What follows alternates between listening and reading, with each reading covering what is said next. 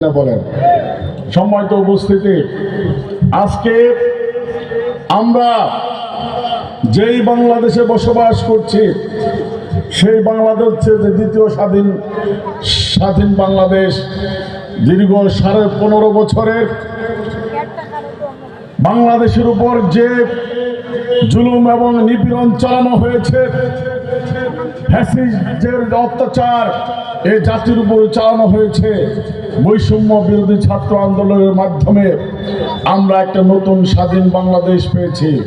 আজকে যেই মুহূর্তে আমরা কথা বলছি, ঠিক এর 1 বছর পূর্বে আপনার বাংলাদেশ জামাত ইসলামীকে 2024 সালের 1 আগস্ট নিষিদ্ধ করা হয়েছিল, ঠিক কিনা বলেন? সম্মানিত উপস্থিতি, শুরুতে স্বাধীনতার পর থেকেই জামাত ইসলামী নিষিদ্ধ। দ্বিতীয়বার স্বাধীনতা লাভ করার পূর্ব পর্যন্ত জামাত ইসলামী নিষিদ্ধ।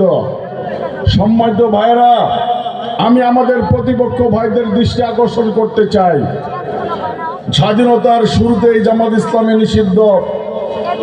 আপনার দ্বিতীয় স্বাধীন বাংলাদেশ গঠন হওয়ার পূর্ব পর্যন্ত জামাত ইসলামী নিষিদ্ধ। কিন্তু জামাত ইসলামের কি ভোট কমেছে? কর্মী বাহিনী কমেছে? সংগঠন কমেছে? তাহলে আমাদের সূচক কিন্তু ঊর্ধ্বগামী, ঠিক কিনা বলেন?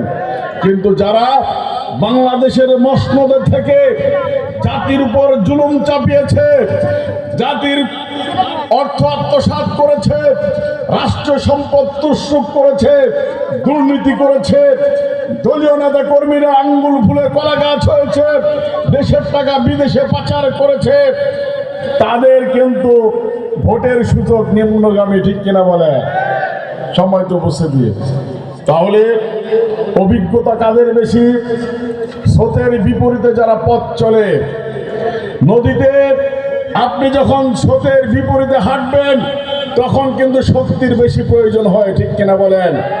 আর যারা গা স্রোতে ভেসে দেয়, ভাসিয়ে দেয়, ওই স্রোত যেদিকে আপনাকে নিয়ে যাবে আপনার অবস্থান কিন্তু সেইখানে হবে, ঠিক কিনা বলেন? আর এইটার কোনো ঠিকানা থাকে না। সুতরাং বাংলাদেশ জামাত ইসলামীর সারা বছর স্রোতের বিপরীতে পথ চলে এমন একটা শক্তি বাংলার জমিনে অর্জন করেছে। বাংলাদেশের কোনো রাজনৈতিক শক্তি কেন, বাংলাদেশের কোনো প্রশাসন, বাংলাদেশের কোনো বাহিনী জামাত ইসলামের শিকড়কে বাংলার জমিন থেকে উৎখাত করতে পারবে না। আজকে নতুন করে স্বপ্ন দেখা হচ্ছে জামাত ইসলামীকে উৎখাত করা, ঠিক কিনা বলেন? আমি ভাই